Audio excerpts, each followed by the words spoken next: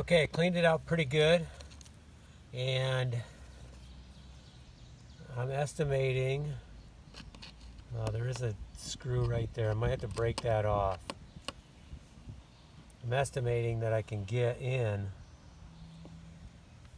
this piece right here.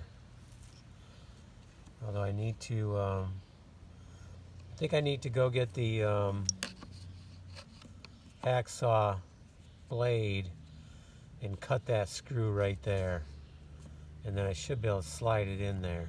Well, pound it in. Okay, so yeah, I need to do that, yeah.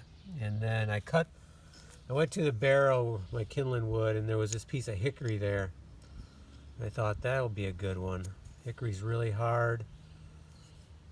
I've never seen the bugs go after hickory much. I'm not sure, maybe I'm wrong, but I have not seen that to be the case. So I think this is going to be our piece. We'll jam it in like this because there's some room back in there.